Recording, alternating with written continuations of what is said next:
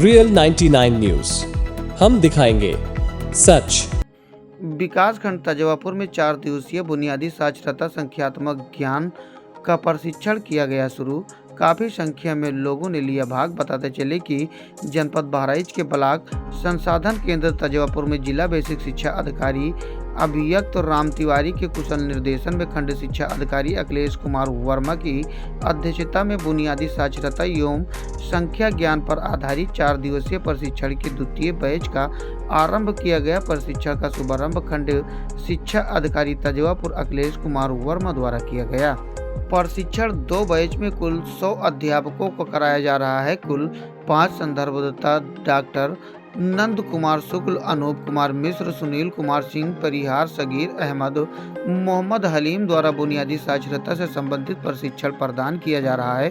Batch 3 में संदर्भदाता doctor Nand Kumar Shukla द्वारा team building गतिविधि के साथ भाषा और गणित की कक्षा प्रक्रिया से जुड़े अनुभव विस्तार से साझा किए गए हैं तथा अनूप कुमार मिश्र द्वारा बच्चों से आत्मीय संबंध तथा अकादमिक योजनाओं के साथ वार्षिक योजना तथा भाषा की साप्ताहिक शिक्षण चक्र को साझा किया गया है। इसके साथ बैच 4 में संदर्भदाता सुनील कुमार सिंह परिहार द्वारा राष्ट्रीय पाठ्यचर्या की रूपरेखा के साथ संबंध तथा शिक्षक संदर्शिका का कक्षा प्रयोग के दौरान उपयोग पर चर्चा की गई है। सगीर अहमद द्वारा समझ के साथ पढ़ने की रणनीति या भाषा शिक्षक में प्रश्नों का महत्व के विषय पर विस्तार से समस्त प्रतिभागियों को बताया गया है।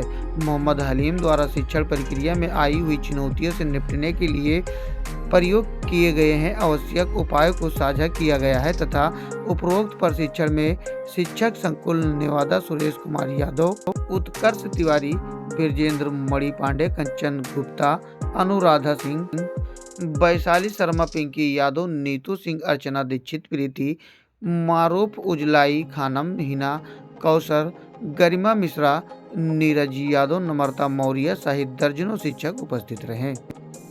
के बाद उसके ड्राफ्ट को एनसीएफ के माध्यम से सबके समझ रखा जाता है। तो एनसीएफ 2022 और ब्रैकेट में एफएस मतलब होता है फाउंडेशनल स्टेज। एनसीएफ 2022 हमको ये बताता है कि कक्षा की उम्र 3 वर्ष से लेकर 8 वर्ष के बच्चों को ध्यान में रखकर किया गया है और इसके अंतर्गत एक पंचकोश की अवधारणाओं को प्रस्तुत किया गया है। जो पंचकोश की अवधारणा है इसको यजुर्वेद के तैत्तिरीय उपनिषद से लिया गया है। इसके अंतर्गत बताया गया है कि किसी भी बच्चे को उसकी प्रारंभिक अवस्था में बोझ रहित शिक्षा कैसे प्रदान की जाए और इस बोझ रहित शिक्षा प्रदान करने में जो जो विधियां हैं, चाहे मातृभाषा का प्रयोग हो, चाहे खेल के माध्यम से शिक्षा हो, चाहे खिलौनों के माध्यम से शिक्षा हो, चाहे बच्चे के अंतर्गत रचनात्मक विकास हो और या फिर उसको सृजनशील बनाना हो, ये सारी अवधारणाओं को लेकर ही पंचकोश का सिद्धांत दिया गया है।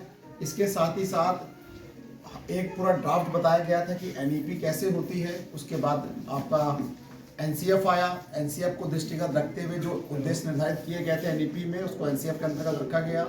एनसीएफ के बाद करिकुलम बनता है, करिकुलम के बाद सिलेबस बनता है, सिलेबस के बाद टेक्स्ट बुक बनती है, टेक्स्ट बुक के बाद टीचिंग मटेरियल बनता है, उसके बाद हमारा लर्निंग आउटकम बनता है। उस लर्निंग आउटकम के पश्चात हमारी शिक्षण योजनाएं बनती हैं जिसके आधार पर नई आधारशिला बनाई गई। ठीक है।